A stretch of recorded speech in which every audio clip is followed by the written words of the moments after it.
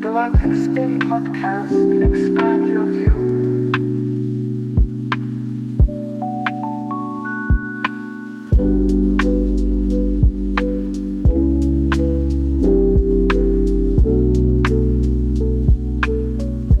It is with great gratitude we are honored to welcome our guest, Dan Winter. Ken 109, I will add. Wonderful to meet you. Tuning in from Paris, France. Welcome. Actually, South France, but yeah, happy to meet you. I love the way you say Mikuak and Ruben. This is very esoteric. Happy to be here, really. Well, we're honored to have you. And for those of our audience tuning in, I want to posit, we have a very lengthy, exhaustive bio on you that I found online, but I want to just tap in a little bit for our purposes today. You have a very vast bio, and I want to invite anybody to visit your Amazon bio, if that's a great reference, because it's a very good, comprehensive for folks to reference. But just to really sum it up, can you just give us a snapshot on how you would describe yourself? I think that would be the most appropriate way to enter the conversation together. Well, thank you. My graduate work was in psychophysiology and biofeedback, electrical engineering, and then I was a systems analyst with IBM, trained in Detroit, Chicago, Poughkeepsie. I've taught physics with consciousness for about 30 years. I was electrical engineer in the family business for many years. And now I have a whole line of inventions, all based on fractality, actually fractality in time, where the charge collapse in the invention actually is commercially negentropic, self-organizing, healing, our phi ray, our piezo fire. So we have a lot of gadgets. You can see them all at phiray.com. And further now, we have what is an extension of, Jose's fractality in time, if a much higher level of physics, if I may say humbly, at fractalgut.com, which is the world's #1 grand unified field theory of everything toe, fractalgut, grand unified theory.com. And basically it has lots of equations, which is proof, really proof, that our original statement that time is merely a name for relative spin rate. And once you understand that, you can understand embedding fractality in time and coincidence. So that's where we're going with this. And Ruben has questions. Well, first of all, Dan, it is such an honor to share this space with you as we approach this special moment that we also have identified as a special opportunity to appreciate all your discoveries, seeing from the perspective of the Mayan timekeeping science. And first of all, I would like to know how, just as a brief introduction also, how you met Jose, because you are part of a generation that very well. You are one of the few people who are still alive, who shared wisdom with him. And what was your relationship with him? How did you find unified perspectives around fractality and time? Well, I was one of the bolder crowd, and I don't know if you know Wendy Thacker or Greg Hogue, Metaforms, or Stephanie Sutton Dearborn. Those were all best buddies of Jose. And so they were very much into that, especially Greg Hogue, actually. And then I also knew Jose when he did his lecture tours in France, and I spoke on the same stage with him many times. And I was around in those days when really, after the harmonic convergence, he had great depression and maybe alcoholism related to the death of his son. And so I knew a lot of the personal drama, and we don't need to get into that. But the original insight, about, for example, a Dreamspell was fabulous. Literally now we are teaching the physics of lucid dreaming. I do mean the physics. We know exactly what causes lucid dreaming. It's a frequency signature, luciddreamteam.com. And so when you called it a dream spell, he got it right on, actually, because what they call a dreaming track in Australia is actually a node in a longitudinal array. And the compression nodes in that longitudinal array become compressed and function in that array, which is the only Aboriginal name for God, which is ancestor memory. And ancestor memory inhabits that array, which is literally a dream spell. And today we commercially teach the physics of luciddreamteam.com, and we have technologies in plasma which create lucid dreaming replicably. So a dream spell is the right name. So Jose got some things right. And he also did the thing of interesting many young people. He was, he wasn't a scientist, wasn't a physicist. No, he really didn't quite get there. But his talent for artistically interesting so many young people, and he was right about another thing, that if you measure time correctly, you can embed in time, and that non-destructive implosive compression in time is the physics of synchronicity, and that's where we're going. That's where we're going. Well, that certainly brings to mind for me then the observation that we made in the year 2018, we call the golden intersection of timelines. And we shared that with you, and we presented our humble white paper, I'll call it, because I've seen your work, and obviously we don't profess to be anything at that caliber, although we did make this observation that seemed to really be noteworthy.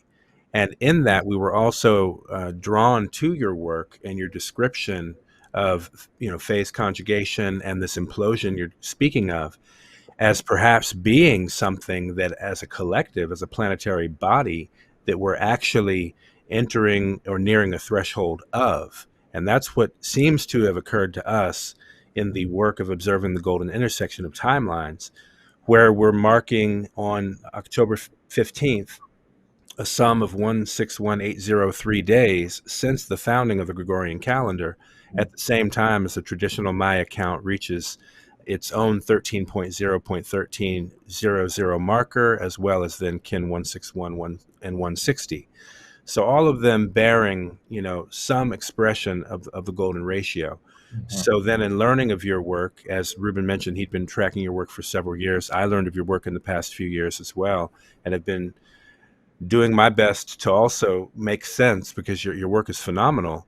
And the timing of it couldn't be better, because it seems what you've described, it's very exciting. And for us, it's just like, wow, we really wanted to have you in the conversation now, as we're, within a couple of weeks of this marker in time, specifically, as far as that's concerned, where collectively we're going to meet a moment, we believe, of incredible harmony, a harmonic threshold of sorts. So in relationship to your work, what are you observing, given the timing of things? What are you seeing in the field, both in the astral with your work with your colleagues, which we've also been following, great work with them, Delia, Jake, yes. as well, though, in that plane or in that field, but as well here on the 3D with what we see happening on the world stage. We're curious to know your perspective as to what we see happening in the phenomena of life right now, given these other factors that we've observed. Well, I think maybe we should start with core concepts here. So, I think I showed the picture before. We don't need to get it out now, but Geoff Stray's book on the Mayan calendar, he showed a golden ratio series of projections in time, starting with the Mayan day one, as it were, which was an interesting cascade, implying collapse and therefore synchronicity. But actually, it wasn't solid in physics. What it turns out to be solid in physics is the musical key signature of every wave physics has ever measured is called Planck length and time. It's the musical fundamental of the universe, and every wave in physics divides evenly. So now we do have a point from which to start very accurately. And if you take Planck, golden ratio, which is fractality perfected, powers times Planck, you get the Schumann harmonics, the brainwave harmonics for bliss, Earth year, Venus year, galactic year, precession of the year, 200 physical variables, planckfire.com, PlanckPhire.com. And by the way, then when you add the proton to that, you get about 200 more, including the galactic microwave radiation. So clearly, Planck is the place to start the cascade. That's the physics. And once you do that, then you discover that, for example, the pyramids are powered by that same frequency cascade we call Schumann, which is actually called the phase conjugate pump wave, which also literally powers the brain waves during bliss, powers the spine liquid during kundalini, and powers the charge collapse of the only possible global wireless power and source of vacuum energy. So starting with Planck is really important. But let me just talk about the moon for a minute. It was convenient that the moon did divide about 13 times into the year. However, you really need a little background there. The moon the Andromedans dragged it in here after they bombed the hell out of the Atlanteans, and the solar system was falling apart. It's called the Lesser Dryad about 12,000 years ago. It's hollow and metal and anti-dielectric, and if you want a seed to grow, you must avoid it. It's fundamental to know. And so it blocks the longitudinal wave from the sun that causes seeds to germinate. So the moon, and yet if it was towed out of here, the Earth would fall out of orbit. So we need the moon, but it actually ain't the way to time fractality. In fact, if you take the cascade of golden ratio times Planck, it comes to around 32 days, not 28, 32.75 actually. So the point of what is the point of all of that? The point is that once you know that time is only a name for relative spin rate, nothing else. Einstein's Corn fusion to say space-time is bent was a way of confusing the poor kids. No, Einstein didn't know what made the centripetal force called gravity that caused spin rate to accelerate when you accelerate mass. Now, once you know why anything is centripetal like gravity and consciousness, which Einstein didn't, then you know exactly why your wristwatch speeds up when you accelerate.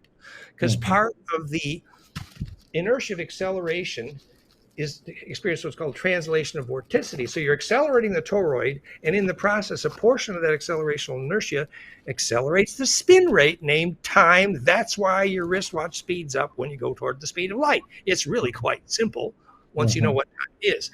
The reason that's important is because you're looking for coincidence. I mean, our whole lives, this whole conversation we're having today is, oh, if we had more coincidence, then we'd have more order. It's called Origin of Negentropy, the title of the book. And so what allows rotations to exchange inertia by golden ratio fractal embedding is specifically the only definition of coincidence, actually. It's charge rotations that are able to exchange inertia successfully. For example, the reason the Earth's orbital period and Venus's orbital period are so exquisitely heart-shaped pent golden ratio, they're exchanging inertia efficiently. Do you get it? That's synchronicity. Coherence, so by marking out a synchronous calendar, you got a fabulous thing. But it's important to start by understanding what time and synchronicity is. So let's see, there was one more little note on here. Oh, and what is Planck? We talked about a dream spell. We talked about what it is. So I will add for people who are just tuning in to your work and what is the Planck scale. Is it accurate to describe the Planck scale as the minimum scale that we can use to measure matter, so that people can get like an idea? Because I saw that you map on that Planck scale like the mass from the mass of an quantum particle to the supercluster of galaxies, and those points along that growth of matter kind of can be they create like a constant. Is that a correct way of describing it? Yes. So Planck length and time is the unit of length and time into which every wave in physics divides evenly. It is the resolution of the quantum foam. It is the only definition of any form of quantization. It is the musical key signature of the universe, and it's the same for a billion light years in all directions. And so you do golden ratio times Planck, and you got fractality, implosion, charge collapse, perfected, the origin of all centripetal force. And that charge collapse, due to Planck and golden ratio, called PlanckFire.com, is the electric reason gravity exists. It's the reason perception and bliss exists. The liquid crystal vortex of charge in the synaptic array of your brain gets centripetal because of Planck fire and golden ratio, the physics of bliss. It is the reason seeds germinate. It's the reason soul and bliss exists. It's the reason pyramids and obelisks can make global wireless power. It's the reason zero-point energy and vacuum energy exists. It's the reason golden ratio is the dominant geometry of all orbital mechanics. That is a smoking gun. It's the reason electron shells and nuclear hadrons are all simply a platonic nest, because that makes golden ratio collapse. It is the electric reason for all action at a distance, longitudinal entanglement. So you take that, now let's see here, you take that Planck times golden ratio, you get 200 physical variables in every interesting unit of time, from hydrogen radii to Earth year, Venus year, galactic year, and 200 other astronomic variables now at fractalgut.com, because nothing can be centripetal or negentropic or self-organizing without that. Consciousness and gravity are centripetal. Einstein didn't know why, but now we do. So without Planck, which, as you said, is the baseline from where to begin, Absolutely. then we're not doing Right. anything, right? So, and when you take that up to the Schumann cascade, Mhm. 7.8 hertz and cascade, which is the only frequencies of brain waves that make bliss, and the only frequencies of the spine liquid pump that make kundalini, and the only frequencies of the phase conjugate pump wave that make all wireless power and make pyramids work, you understand what a phase conjugate pump wave is. It is the definition of implosion, which Hermes called the caduceus, who I think is Quetzalcoatl Viracocha, which I think is behind who you call Pakal Votan. Was that my birth date or what? It's the year you were born. It was the year that his sarcophagus was discovered. 1952. Yeah. yeah. When I was in Mexico, somebody said November 13, 1952 was supposed to be the date of the return of. Yeah. So the heart. I want to talk about the heart for a moment, Sure. because we talk about the I guess this collapsing that occurs right now. The heart is, as we've learned and come to know, is also it's responsible for facilitating that action, is it not? I mean, it seems like it's just designed by creation to do that. So maybe speak about that. Being credited in the literature for inventing the word heart coherence, realheartcoherence.com. Of course, I have an opinion. Okay. No, I spent about 20 years, and I invented spectrum analysis of EKG, and I invented heart coherence.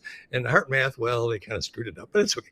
By the way, they got one thing right. They call heart coherence the Mayer wave, the 10-second breath, and that is useful. It's because they don't know why the 10-second breath, 0.1 hertz, is golden ratio times Planck, and the most important frequency in the body and the blood and the spine liquid and the breath is the LF component of HRV, which is how you steer your spine liquid and breathe to have kundalini and bliss. So all of those things in the heart harmonics mean that heart harmonics have to embed precisely in brainwave harmonics and breath harmonics and planetary harmonics, all precisely golden ratio implosive cascade. And we work that out in such detail at goldenmean.info/kundalini. I mean, we know how to measure, of course, kundalini in the brain waves and the EKG and the spine liquid pump. But did you know that we know how to measure kundalini in the microwave?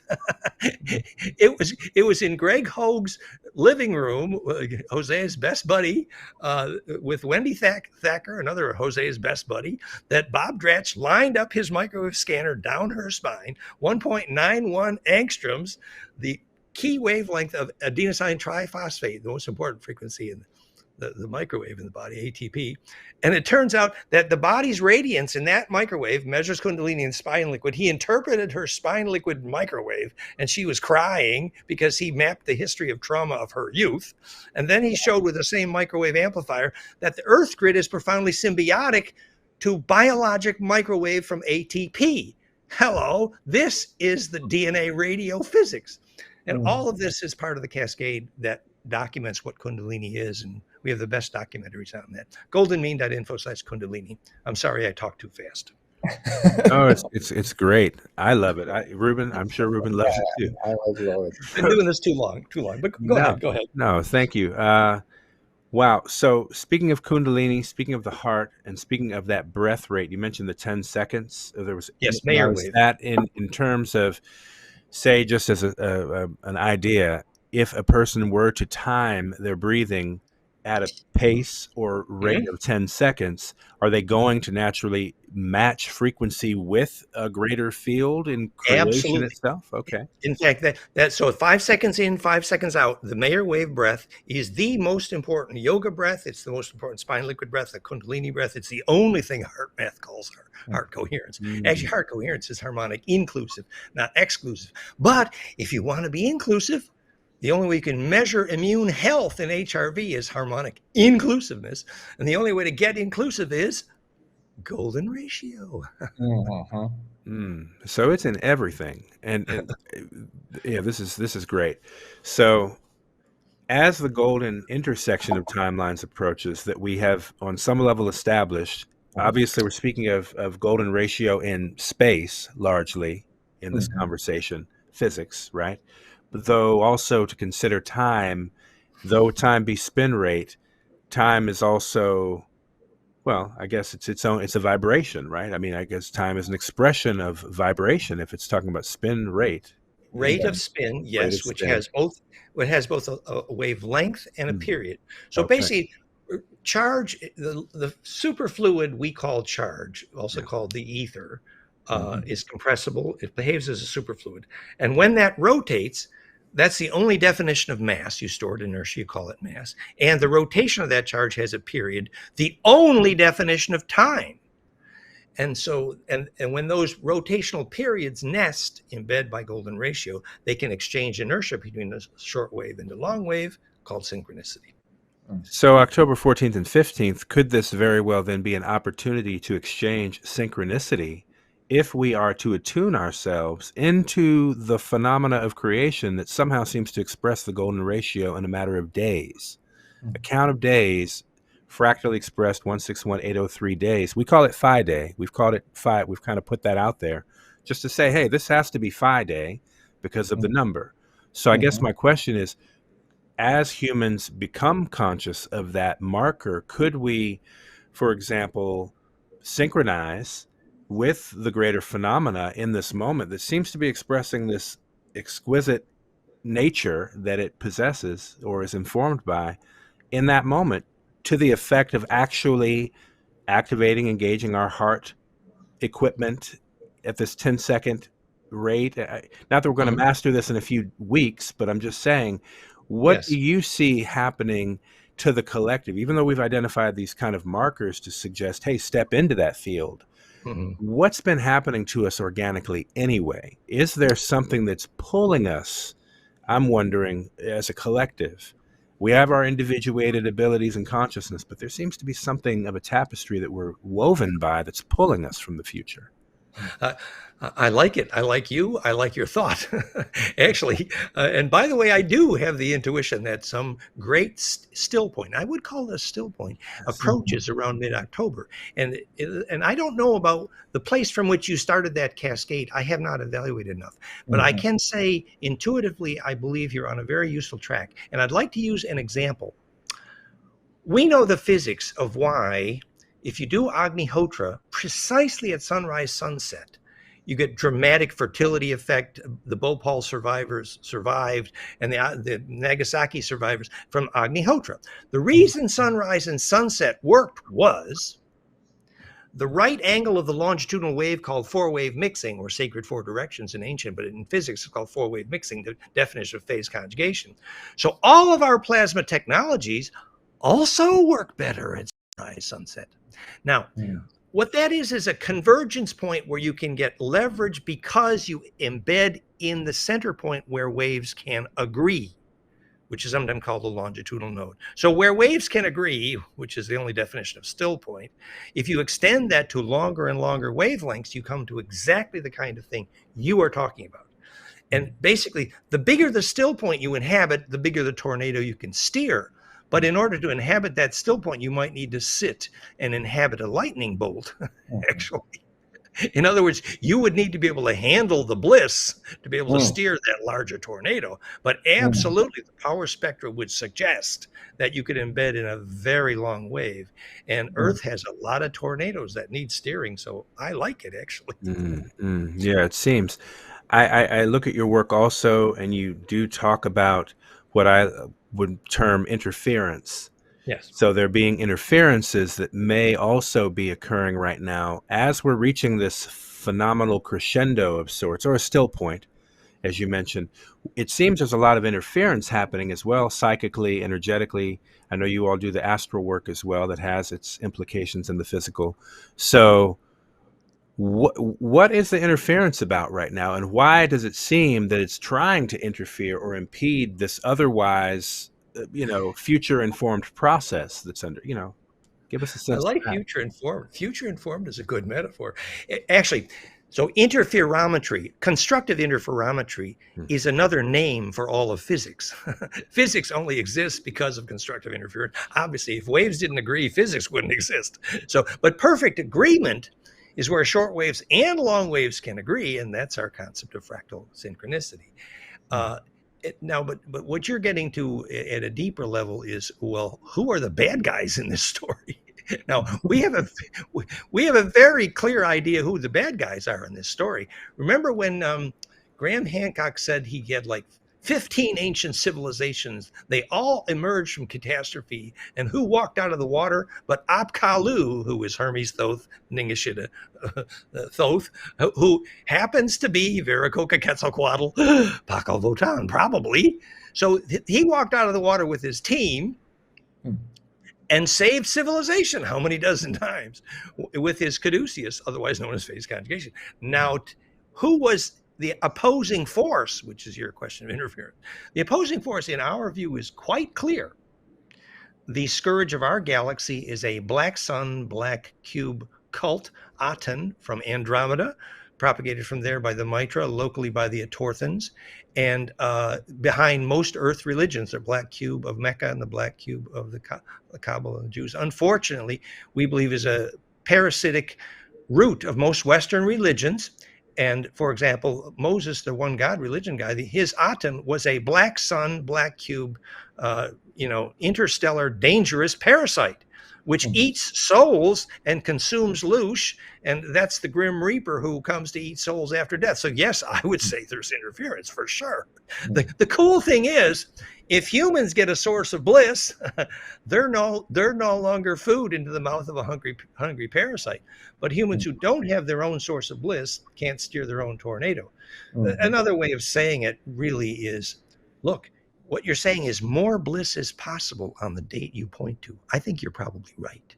And I think that's good physics.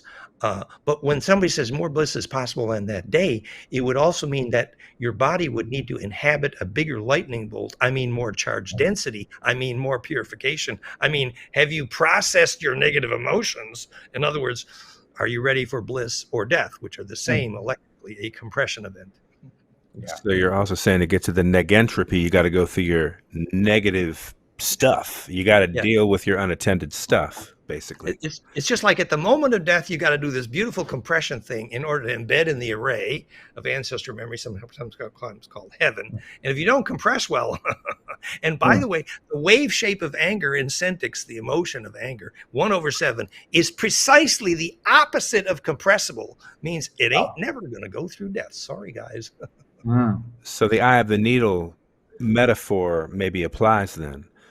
But it's a very specific kind of compression event. Right. And so to inhabit great compression, that's why there are places at Sintra where the monks always went crazy and had too much kundalini. It's a Cork monastery. It was intensively blissful. And anybody who wasn't ready, I mean, they had a place where they had such a big nut house, So you got to be ready for intense bliss, which means prepare your show. Wow.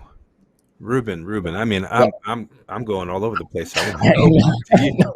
I love it because Dan mentioned something that I wanted to make a point, because you said that you haven't kind of confirmed where's the wavelength or the wave that we are anchoring this point in time, and basically what we saw is basically that same collapsing of different wavelengths on that day, being the Bactun count, the larger wave. Could be. 20 Bactuns. And then this fractal of 443 years of the Gregorian calendar that happens to match with the fractal expression of the phi ratio, 161,803 days. So basically, if we measure 443 orbits of the Earth around the sun, we will arrive to the golden number in days. That's. It turns out that the Earth year is beautifully fractal to Planck, and the day is close. And since your Pakal Votan is behind a lot of your calculations, and Yeah. I'm very confident that's essentially means Quetzalcoatl Veracocha, whom, by the way, Dahlia has met on the astral, and he does look like a cross between a serpent and a snake, by the way. He's there. He's real. This is not a myth. No, this is somebody that's very intelligent who designed this compressibility we today call the caduceus, because that means phase conjugation. So I suspect this is a useful approach. Wonderful. Yeah, because on your video that we are going to also share in the comments of this video about Mayan time vindicated, you make mention of the out of time at that 0 point when all these waves kind of collapse in time. And it's of course connected also to this energy of the rising of the star Sirius in the horizon at 19.5 degree latitude in Mexico. They call it the Sothis cycles. Basically, the non-destructive collapse does one thing specifically. The transverse inertia at the implosive 0 point, tuned to Planck, and as you say, the Pakal Votan story. What the non-destructive collapse, by non-destructively, it's called optimized translation of vorticity, converting the transverse EMF into the longitudinal component at that point, the center point, which is what gravity waves are made of. Clearly, Bearden proved it. So what happens is the squirt gun works. And the squirt gun is propelling you into the longitudinal array, what you would call the Dreamspell, which is quite literally the only physics of lucid dreaming and the only physicsofsoul.com of how you can take memory through death, which is inhabiting the bigger array. So the array starts in the synapses of the brain, and that's an array. You inhabit an array now. And that's a centripetal liquid crystal vortex. And when that vortex gets massively centripetal, you can inhabit a much larger array. But for birth, death, or bliss, or this moment, it is suggested that you occupy the place of leverage, which would be where the magnetic lines cross, where the sacred space, where the stone circle, and not metal buildings, electrosmog, ugly city. No, the convergence can't happen. You don't get leverage on tornadoes there. So in the moment, go ahead, Ruben. No, go ahead. So basically, you're also kind of recommending people to go into nature during that day so that you can tap into that bliss and that force field. Luke Skywalker went deep into nature, and then he raised the Jedi. The Jedi is the name for that pillar of longitudinal projectivity related to implosion. Yes. Get into nature. So we've been playing around with the acronym GET, which interestingly enough, I found out in my research, it's like an old English nickname for a stupid person. Just total aside. That a GET is apparently a nickname for a stupid person. However, we've rebranded the GET to being the golden intersection of timelines. Now we find that alongside your fractal gut, or GUT. Get into your gut. Like literally get into that solar center, anchor yourself. Now, speaking of the heart, though, as we talk about the collapse, and it seems, in the collapse and that energy, when people speak of being in the heart, is it more than just an allegory and a poetic expression? Is it actually a physiological orientation of getting into the heart? You mentioned that anger is obviously going to be incompatible with the ability to collapse. That's so literally, yes. The more we can seek your bliss, your guidance would be also get into your heart, I'm assuming. Yes. But in other words, we've taught for years the physics of compassion is if you electrically map the electrical source of the heart's voltage, it's an implosive sequence of concentric implosive toroids that makes the heart. The physics of compassion is the embedding. It's literally the heart turning inside out recursively, successfully. I would turn myself inside out for you, darling. and that implosion we call compassion is literally, if you ever watched a shaman steering a tornado, and he said, I ate the chucha of that, it means I consumed the anger, which means I turned it into constructive compression.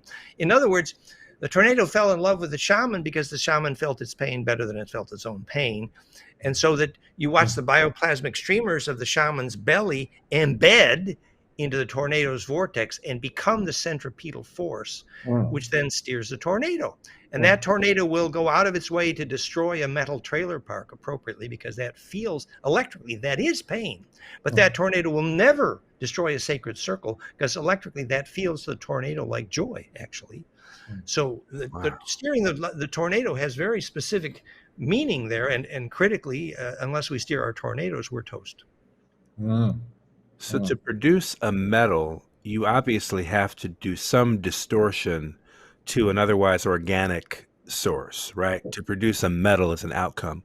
Would there be some, like, I'm just imagining if what you're saying, the toroid or that tornado would avoid, or it would consume or crush or destroy an artificial faux metal construct. Right.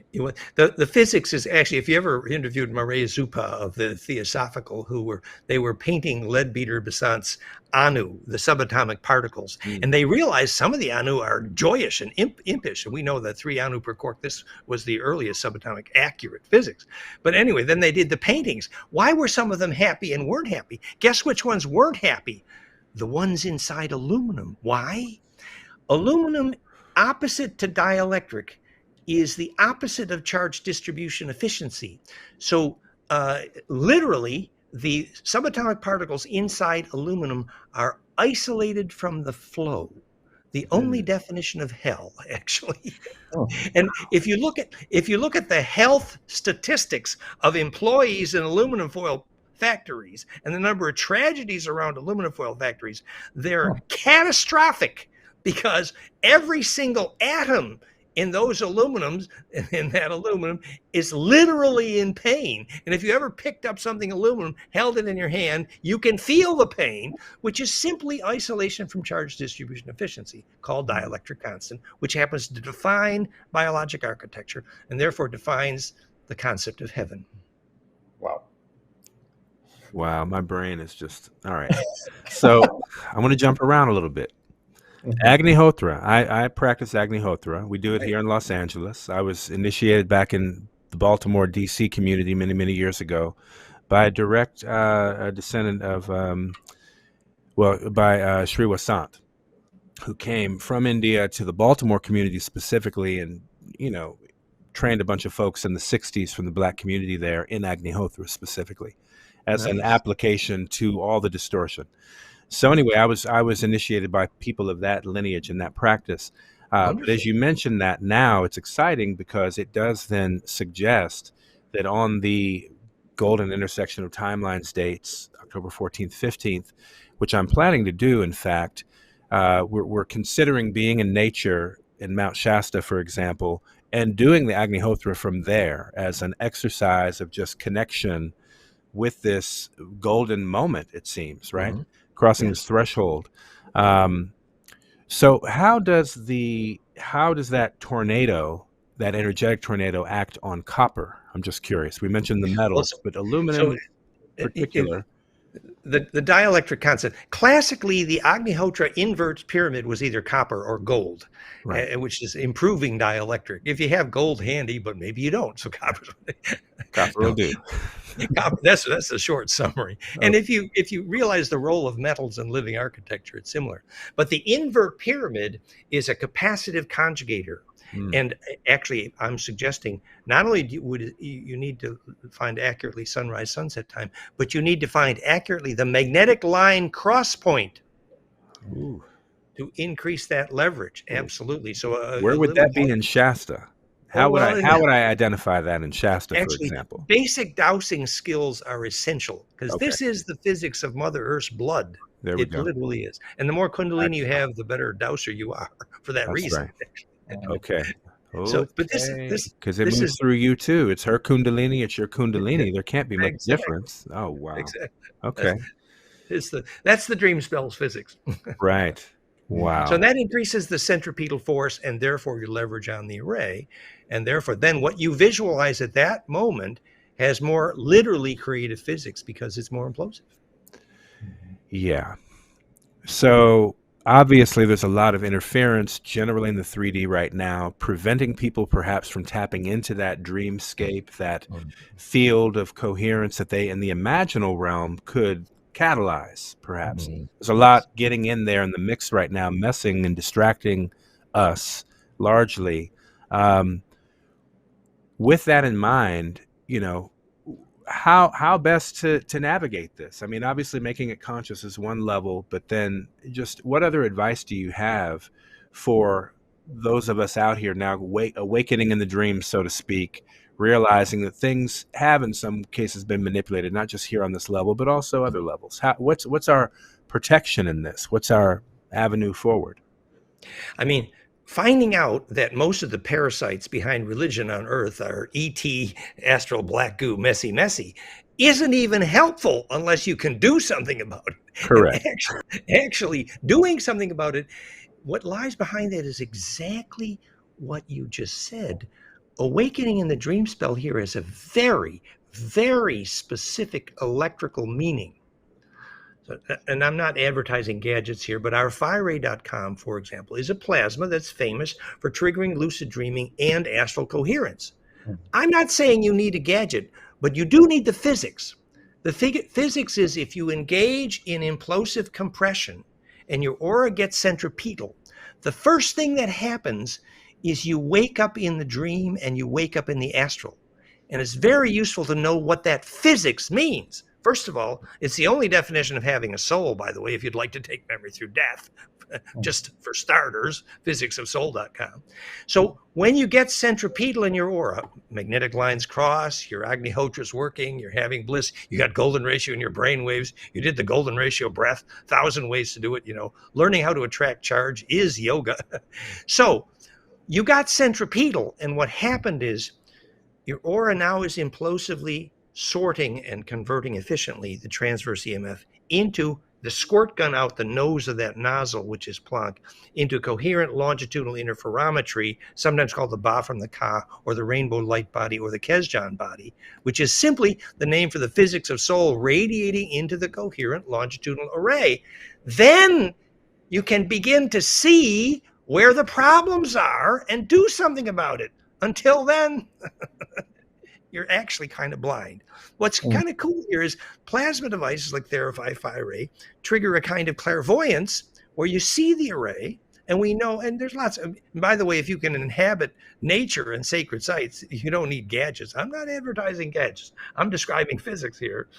That when your aura gets centripetal, the reason you become clairvoyant, you can see through people's bodies and all the, is because you're perceiving the longitudinal array because you're embedded in it. So the ability to emit coherent longitudinal Ba from the Ka, Kesjan rainbow light body is the beginning of getting leverage on the array, and that's what's called coherence in the astral. And that's where the parasites are messing with us. Hello. That's Jake Astral. Yeah. Shout out to Jake. Again, I've really appreciated what you guys are doing and just making conscious to us out here. So powerful. Wow. Yeah, and we're developing luciddreamteam.com. Now there's a core group meeting, and check out, there's a contact there at luciddreamteam.com. I'm not saying you need our Lucid Dream Team. Earth desperately needs Lucid Dream Teams, or we ain't going to have an immune system to astral parasites. That's clear. And whether it's our Lucid Dream Team doesn't matter. But God, let's get some Lucid Dream Teams together, or else.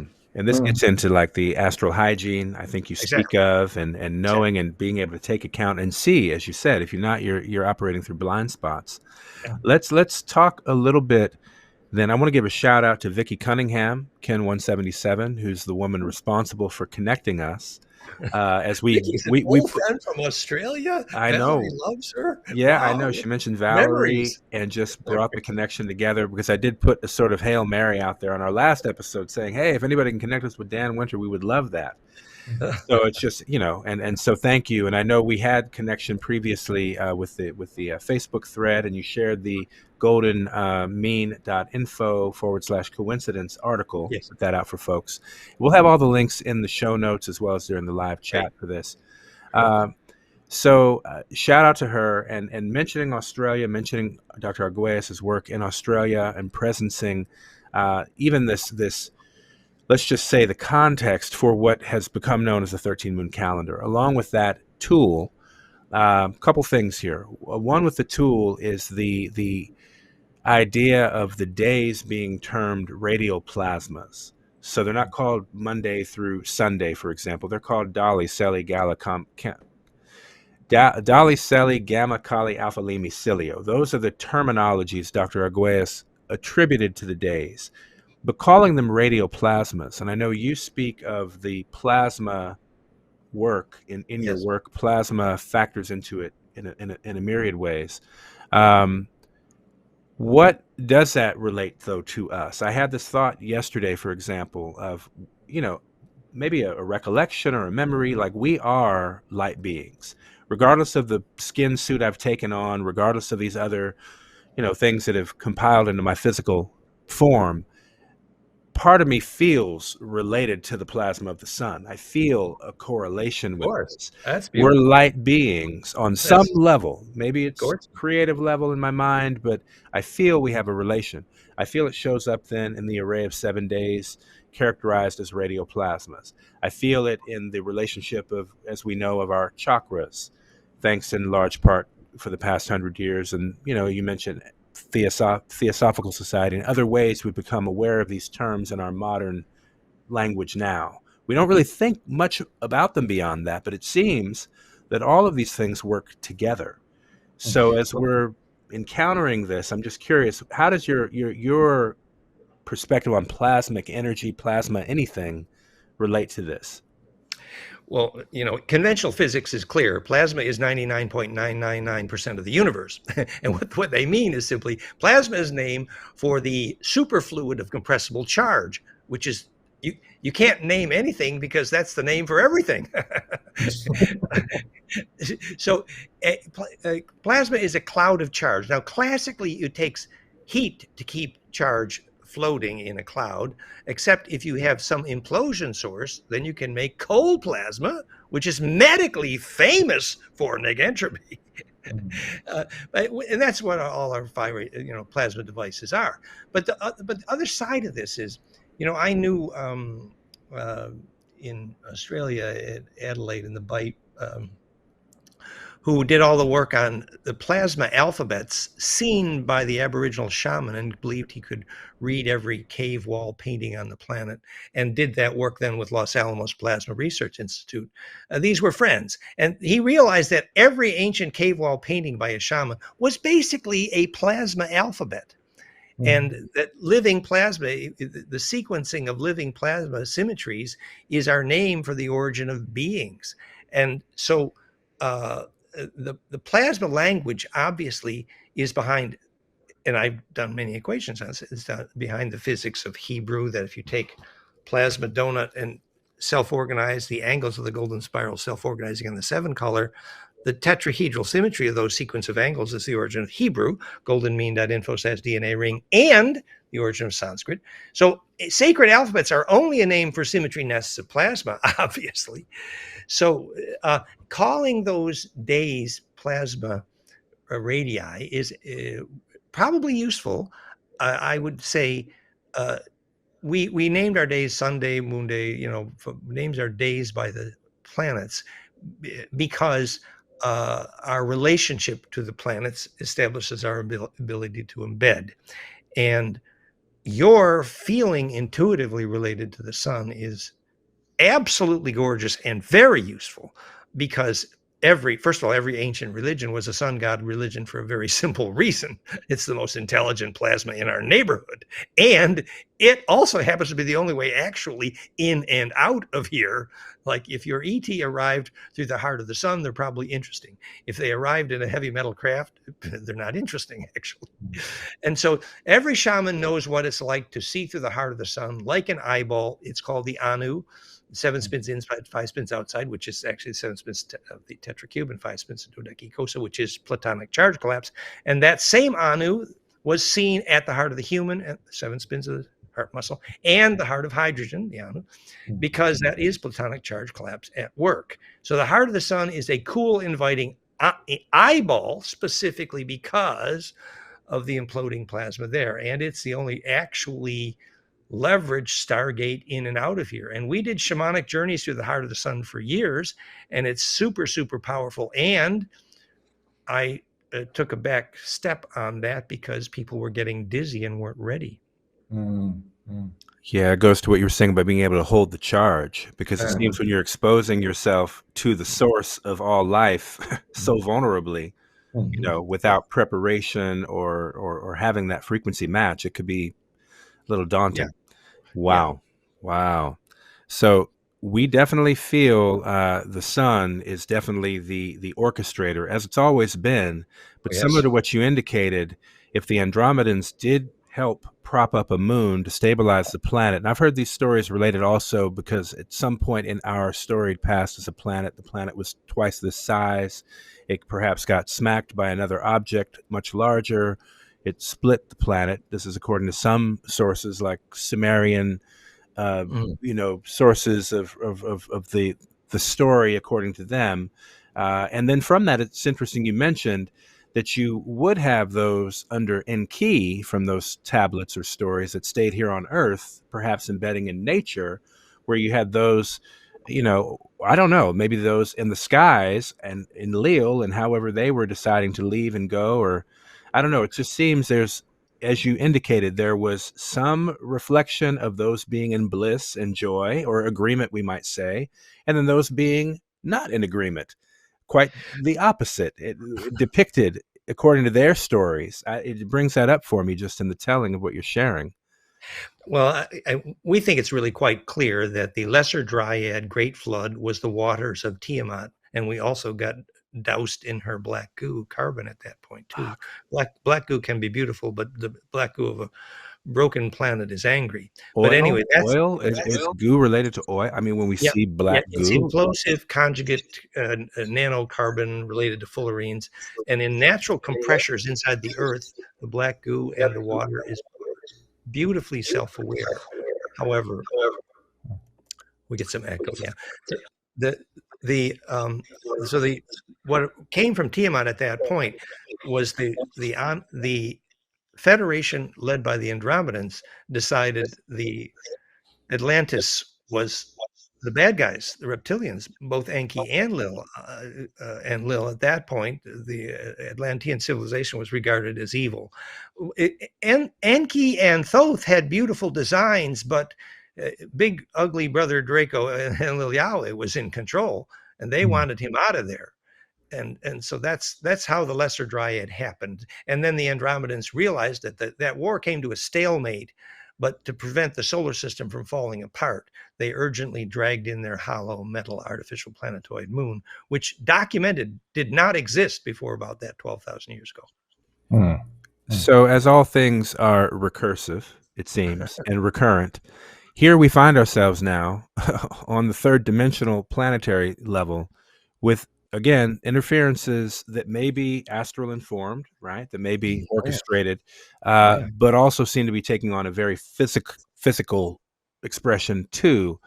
What can we do just in holding the balance here? Because obviously people are being, I think, cued to respond or react, or how do you perceive, given the nature of things and the behavior of things, what is advice on how we meet this golden intersection moment, but also just generally, like how we're, invited to even meet the moment generally? I know you see the news. We all see the news. We are a single planetary entity. We all feel it too. So how do we navigate these next few months or years, even just given the nature of what we're seeing unfolding?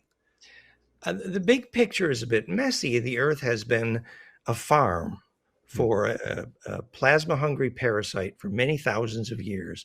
And that parasite is directly behind the structure of most of Western religions, unfortunately, both the Jews and the Muslim, and indirectly the Roman Catholic, what they did to the Christian. So most of religions on the planet is literally a conveyor belt into the mouth of a hungry ghost. I'm sorry, but it's messy, but true. Yeah. And the moment that we're no longer food for that hungry parasite is the moment when we realize we're not a victim. That's right. The moment you claim your sovereignty, says, I can have bliss anyway. Exactly. That's the moment when suddenly you are steering the tornado. So actually, I mean, it sounds kind of weird. Well, it's like who was it? The hero in Lord of the Ring, Frodo. Mm. The whole universe is going to fall apart if I don't do the right thing in my next move. So what did he do? He got playful. In other words, you can follow your bliss precisely because everything's a mess, because you could actually implode your aura and start to steer bigger tornadoes. It's interesting, very interesting. You know, Pakal Batan is in some ways characterized as being in 104,000 year samadhi. So to me, that would suggest a being, a consciousness steering a tornado, as you say, at such a rate or duration. I mean, 104,000 years is a long span as far as time is concerned, I would guess. But it just seems to me what you're speaking of about the fact that we do have that capacity. We're not powerless. We have the capacity to actually steer our respective tornado, or to, you know, be centripetal in our nature, you know, and to be able to, I don't know, navigate that. You know, there's a lot of people who believe that Thoth, Hermes, Enki, Viracocha, Quetzalcoatl, Ningishit, a lot of names, is back, and specifically back, if you listen to JP, the king of the ant people in the Ark under Florida turns out to be same guy. And also, you know, he was the only teacher of the whole Templar legend, by the way. Same guy, who's the origin of the line of David and the line of the Grail. Same guy. Blood of Tut, blood of Jesus, same guy. And so what's he up to now? Well, it turns out that Dahlia seems to be in the middle of reliving the deaths of both Jesus and Tut, because if we can relive that and come back through that pain, and guess who caused that pain? This giant interstellar parasite behind Earth's religion. Literally, when Akhenaten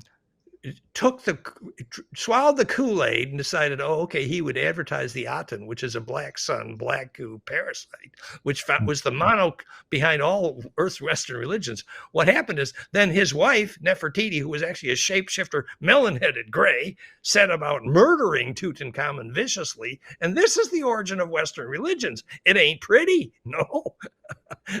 But once you see that history is a nightmare that you can wake up from, if you have enough bliss to relive the pain, and that's the pain. Wow. Yeah. A lot too. But I want to just acknowledge the fact that these entities have created so much pain, and they have used so much strategies to get out of phase, to really mess with our biology so that we cannot phase conjugate into that bliss. So they put like these little obstacles on that process so that we can we go into anger, so we create actually the opposite physics for that bliss. But you mentioned in your talk about the Mayan time vindicated, you speak about the spiral calendar. This is similar of the concept that we have been really exploring, because what we did at the HarmonicFactor is just take all the science and all the mathematics that Jose left and kind of apply the golden ratio measurement to those cycles, considering that all Mayan time is the Fractality 13, which is the 7th stage of the Fibonacci progression. So what we kind of resonated with everything that you sharing in that video, and this comparison of day out of time at that still point where all these waves collapse, it brings to mind the fact that we can also consider the fact that all that history, ancient history from Enki and Enlil and Akhenaten and all of that, can be basically transmute or phase conjugate in a way that we can create bliss out of the mess that we are in. That's a beautiful thought, and it's another way of saying history is a nightmare you can wake up from if you have a source of bliss. It reminds me, one more thing I would say about your physics of time questions. We can argue all day about whether you start with Planck or whether you start with the Mayan day, but Mhm. I would remind us all that this is measurable. So that, for example, when we went to Sam's Bosnian pyramid, where 1 million people a year show up and get rejuvenation, and we measured the power spectra of the frequencies in that pyramid, which is all at pyramidwirelesspower.com, which turns out obviously to be the Schumann cascade. We even figured out why there's 28 kilohertz on the roof. I mean, we know exactly. But the thing is, the low frequencies in those measurements are exactly the long wave you're talking about. Mm. So when you measure with, for example, when Callahan measured the Schumann harmonics in a tree and could predict in advance which tree was going to live or die if it got Schumann radio, well, if you take the lower frequencies there, you got the Mayan calendar. Do you see what I'm saying? So when charge is compressing constructively, the frequency signature is the absolute physics of the answer. Have you described it correctly? This is measurable. Mm. Yeah, because what we found out by mapping the coordinates for this date is that on the ancient Mayan count, this day will correspond to the day for Ahau, that happens to be day 160 out of 260, which is precisely at the golden ratio or the golden intersection of that 260 array. So that brings us back to the same date that marked the start of that graphic Yes. that you were sharing with us, and that we will probably share it here on top of the screen so that people can have that. It was Josh Stray, the one Just who right. did Yes. that. I knew him Yeah. well. Yes. But Yes. that was not the physics approach, because it has some, but it's a way to go back to that 0 point in time, right? Which It would was like be trying to find, I don't think he was successful in finding the 0 point, but he had the idea of how to try to find the 0 point. It was a good start. Actually, now I will share with you the tables from plankfire.com. We have Excel spreadsheets with very accurate numbers on these things, and let's compare notes. But we remind us that we can work out the theory, but then we can actually do the measurements to see if the low frequencies of the capacitance of the sacred trees gets the long wave. That's also what Jose said correctly. Ride the long wave, Uncle Joe. What he meant was embedded in the longest wave of the galaxy. And by the way, Jose I think he got one more thing almost right. He talked about the Syrian Midway Station. And now that our friend Walter Cruttenden, LostStar.com, has correctly, because the physics had the precession all wrong. It's not 26,000. They're wrong. It's 24,000 about 300. And my equation, by the way, predicted, and he agreed, LostStar.com. But in the process, he found the sun around which our sun is rotating, Sirius B, is very heavy, and the Dogon knew, hello, Galactic Midway Station, Sirius B, do you get it? And nice. the social rising of Sirius, yeah. Yeah, Yeah. you mentioned also something interesting, which is the connection with these other planets, and I was reading this morning that this new interstellar object, it's approaching that asteroid belt, and that we will have, before approaching Mars, right for the start. I think closest approach to Mars is October 1st or 2nd. But how do you perceive this interstellar object being part of a larger scheme of things, knowing everything you know from ancient history to the physics of what an interstellar object creates within the orbits of the solar systems? What do you perceive that this could bring? Well, it's the old story. The orbital dynamics of the moon prove it was put there. The orbital dynamics of Hale-Bopp proved it was put there. The orbital dynamics of what's it called, Atlas 1 or something, prove that it's intentional.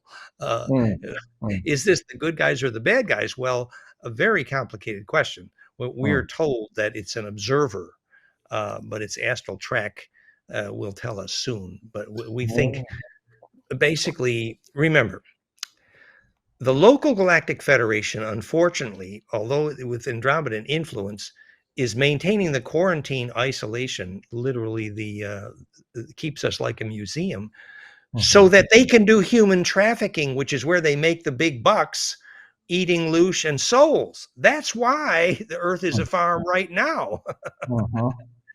And the only time we get to not be a farm anymore was when we wake up and learn to steer tornadoes in the astral. Then we ain't no longer a farm until we are. And observers ain't going to make the difference until from within we actually learn this lesson, which is we're going to have to steer the tornado ourselves. Oof. That's the big cosmic lesson, y'all. We have to take responsibility. Actually, that's really what it comes down to. Like, it's nobody coming to save us, clearly, and we were engineered to be here and to, obviously serve these hierarchies somehow. But the seeds are well planted. It's a mutiny. But the seeds are well planted, but we can't be a vaccine for the Orion Wars unless it happens from within. Yeah, exactly. Wow. Well, that's remarkable. I feel like it invites us to tap into then some of the finer material we're formed of, like speaking to that plasmic aspect of ourselves that is of a finer vibration, clearly, than what we've sort of, vibrated to here at this density. And so, getting out of this particular conundrum is definitely a wise thing to do. You mentioned the fact that we're affected by something very highly toxic, and that one of the things we need to get on is just really detoxing. And that's something I know my partner is Shell, part of our HarmonicFactor team, and I have been doing actively for the past few months. And just, shedding, the amount of shedding that's been happening and the release is really phenomenal. Just keeping with simple detoxing, like black walnut, like the basics, black walnut husk, like clove, and tinctures like that to really get at that cellular level. And I've shed 35, 40 pounds. It's amazing. Just even that, getting through that to be clear for what we're, approaching. So I'm just saying, from my own experience, I'm grateful that that's been at least some inspired course, thanks to my partner. It wasn't because of it was at the urging of my partner. So I got to acknowledge and thank her for that. But the benefits are remarkable. And so beautiful and very, very appropriate. And I would add to that, also detox from continuous immersion in Bluetooth, Wi-Fi, 5G. These things are the opposite of soul. And you're going to need nature to get embedded in Schumann. And it ain't going to happen in electrosmog cities. Now, the past couple of days, the Schumann has been displaying this like whiteout for like hours and hours and hours. What is that implying? What does that mean? More harmonic inclusiveness, more compression, more stress. And only if that compression gets fractal will it be negentropic. So if human beings get, bliss alpha to gamma in their brain waves, the physics of Kundalini and bilocation, then they can implode that. But if humans don't get centripetal, the tornado will be unsteered. As a musician, I'm wondering, what is a frequency then that I might want to emit in things that I might broadcast that could be beneficial to help people move through the density, the smog, all the things we're talking about? Is there a way to leverage, as musicians or artists, sound itself? Perfectly. We have our Flame in Sound app at flameinmind.com. Okay. And that's what we use in all our tech, Phi-Ray and Theraphi. Basically, what that is you took the Planck and golden ratio cascade, which comes to 7.29 hertz, but then you modify that slightly because when Thoth designed the planet's Schumann, he didn't get it quite right. He ended up at 7.83. And that's the difference between the 50 hertz theoretical and the 53 hertz we measured in every single pyramid. So that whole cascade is well defined. Pyramidwirelesspower.com. There's the cascade 7.383 and not 7.29 times golden ratio. And you take that cascade upward, and that is the most psychokinetic on this planet, because the charge collapse on this planet, although it approximates at phase conjugate pump wave, is tuned more accurately at Schumann at 7.83 than theoretical 7.29. So that cascade is well defined, and that is absolutely the most psychokinetic healing negentropic frequency series on the planet. It's very clear. Pyramidwirelesspower.com.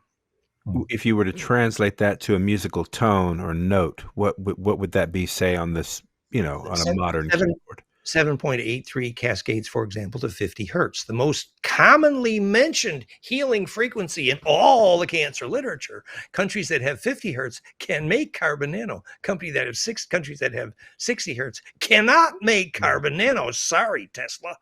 He didn't know what wireless power was.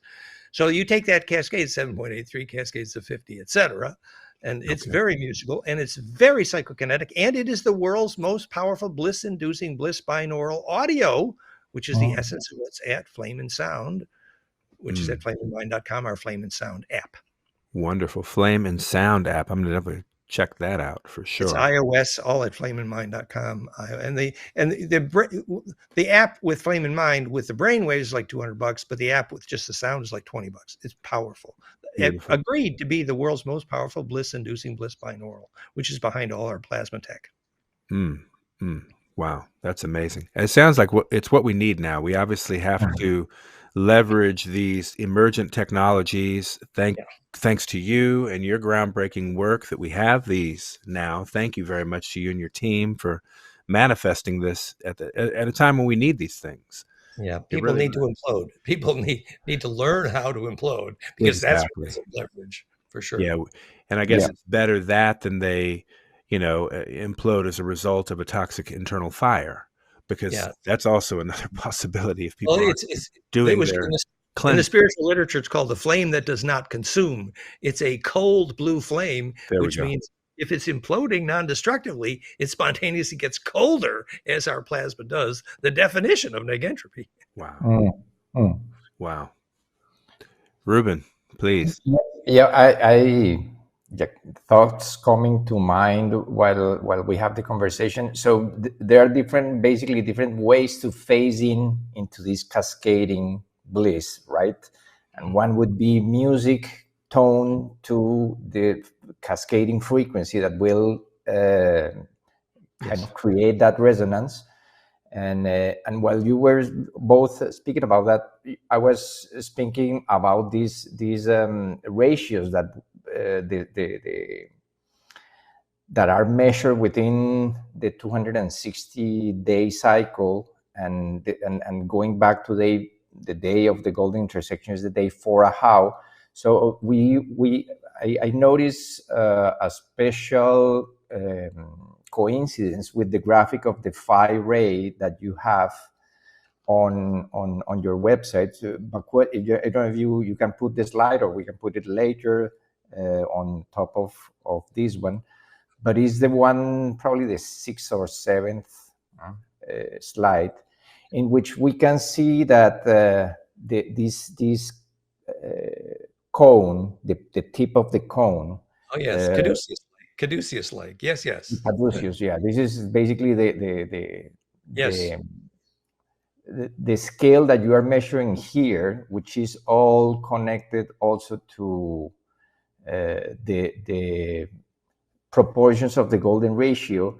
Is it picks also the same numbers on the Solkin, which is the 260-day count. This is what we are seeing at the bottom is only the scale of the day called Sun, which is the last row of the 260-day matrix. And day 100, which is the 5th column, will be the first 5 point.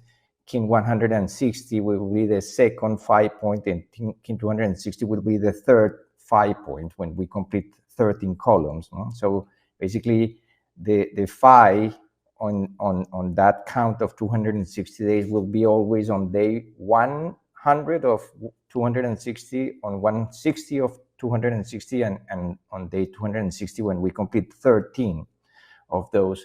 And these are the approximations of the ratios or the tips of those Yes. cones that Yes. we see above. So it's basically there is an alignment that day of the energy of this day for a how happening, Yes. which Yes. is the beginning of the long count, the end of the long count, and it taps into these markers because we have the fractal approximation, of course, of Yes, and it creates a still point. Exactly. And it's beautiful. I love the way you've made that analog. And I would make another little thought here is this can be done with color. This can be done with infrared. I take an example. The exact only two frequency narrow peaks of color which make photosynthesis in the purple and the orange are exactly golden ratio times Planck. So you take exactly the only two frequencies of fractalfield.com/fractal photosynthesis, and you make the colors which do exactly this, create implosion bliss. Or you can take your infrared sauna and retune it, and you can do exactly this.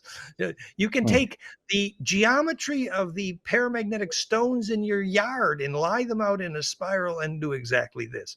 Anything that creates that implosive compression, and you do all those things at once, your breath, your heart, you made a magnetic map of your bed and your house and your village, and you rearranged them all to look like a rose. Like feng shui, like quantum feng shui, something like that. And I remind you, it's just I've told this story many times, but the city of Prague, the original magnetic map is literally a rose.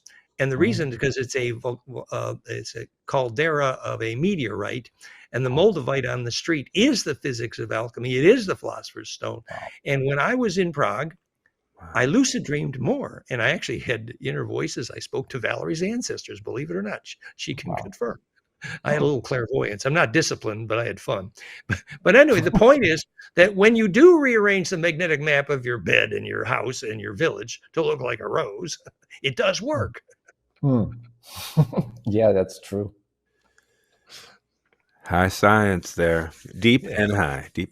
Wonderful. Wow. So physical hygiene, mental hygiene, emotional hygiene. Astral hygiene. And in the Steiner schools, when they taught the kids to first visualize a rose and then draw a rose, the test in the Steiner school was, did the room at that point fill with the smell of roses? And if it did, and we know the physics, because in the flowering brain, the infrared component, I've seen hummingbirds smash into the window smelling the bliss of the lady having bliss in a sealed house, because the infrared smell went through the window, which is the physics of olfaction, if you understood Callahan. So suddenly the flowering brain making a rose makes more sense. Wow. Yeah, that's remarkable. Shambhala, the word Shambhala meaning scent of Allah, like that's actually where that comes from. But maybe there is a corollary there with the fragrance that, issues from one in bliss, an expression of bliss. It has a olfactory expression. It's the nectar of bliss that drips on the back of the tongue. Well, actually, the infrared component of that is the flowering brain, and that's the L of Allah. The L is the point of the phase shift. The Elohim, which is the one who can make longitudinal from transverse. Wow. Well, we could go on, and I know you do go on, and I love it. I tap in with a lot of what you have put out there. We're so grateful for you and your team, and love and respect to Valerie as well, for being part of bridging us together with you for this conversation, and hopefully not the last one. I mean, obviously, we're approaching this fantastic golden moment, which we invite you as well from France, the south of France, to observe with us worldwide. People around the world are really being invited to make this something they're aware of, at least be conscious of it. If that's the only 2 days of the entire year you choose to go hug a tree, get into nature, do something good for your soul, we certainly encourage people to tap in those days. I noticed that part of your team is going to hold an event in San Francisco around those dates. Well, I was going to suggest that our luciddreamteam.com leader, Dahlia, who actually has the memory of Thoth, I'd like to suggest to her to connect with you guys. And also, we have found that by igniting our plasma devices, Plasma Therify, Plasma Fire, Fire in synchrony, because lots of people get better lucid dreaming and creates leverage. So we should talk more about that ignition. Our upcoming main event is our 5th International South France Conference, October 9 to 14. And yours is October 5th. Well, we're October 14th, 14th and 15th, so Yeah. you're right there on the golden intersection of we're gonna have timelines. this- You're going to be in it. Yeah. Our That's October amazing. 14th, it's a climax event of our big conference. So we're just going to have to synchronize with you Gonna have guys. to That's like synchronize. fun. Palenque, Mount Shasta, all around the world. I mean, people Yeah, yeah. everywhere. This is- we want to raise the vibration with everybody and let them know about this golden opportunity. So Okay, funny because I'll I read get SF. I read SF and I thought it was San Francisco, but it's southern France. It's southern Oh, you France. Yes, SF. we're in Grail country, the pyramids. We're There nested you in are. communities Amazing, here. Yeah, And that's the climax moment of our event, the 14th. Wow. I will tell Dahlia, and we will synchronize. What a fun thing. For sure. Amazing. Yeah, I saw that yesterday, and I said, "Well, this is very beautiful that we are having this conversation today." And I realized yesterday that you are holding an event those days. What And I'm I going to have to didn't do know is it I'll was have to southern play France. this part of this video to the conference. Absolutely. Sure Wonderful. thing. Yeah. Cool. And anyways, we're going to definitely put all the links out there for everybody tapping in, tuning in, to please visit your websites, get this information, learn about the new technology. I definitely want to look into that as well, as I've been on this detox thing, like I'm mentioning, and now it's time to all right, let's figure out how to work this vessel. Let's do something with it, But let's tame the dragon, as some say, or let's, steer that tornado. Exactly. That's what time it is. Wow, we really give thanks for that clarity. Anything you'd like to say? I'd love to ask you just anything you'd love to say, and just to the collective right now. You as a soul, as a unique individual, what's your transmission to the collective right now? Well, what I was going to say is we Scorpios don't apologize for sting. We enjoy it. But actually, what is meant by sting is where the waves implode. And I have to say, a certain gratitude for 30 years of pretty intense Kundalini experiences. And having survived that, I mean, there are stresses on your body, but having survived that, I experienced some of this for better, for worse. And, like I say, I can teach the physics of clairvoyance. I can't do it that good. I can teach the physics of bliss. I can make 5 harmonics in golden ratio anytime in my EEG. But does that mean I have pure intention? Well, I'm working on it. Actually, we all are. It is you guys. Actually, I have to say gratefully, look, to understand it is one thing, but to make it shareable is another. And the shareable wave is actually what Fractality is all about. And you guys are perhaps doing a better job of making it shareable than I am. So I'm grateful to you. Well, we're grateful for a chance to share any of your work that we can in a shareable way, as however we can, and certainly just simply share your links and everything we can. So thank you. It's the climax of the Sufi story was, I am here because of you, and you are here because of me. Yes. And Lakesh. Absolutely correct. Perfect on that one. We love that, and we genuinely appreciate you as well, Dan. Ken 109. You're doing it great, and the air of this broadcast happens to be a red moon day, the resonant moon. So you are in good company with you and your overtone moon galactic signature. Yeah, absolutely. We really do appreciate you. Thank you for your time and your energy today, and we look forward to more. Been a blessing. I'm available. Thank you. Aho. Thank you. We too. Mutually so. Bye, everybody.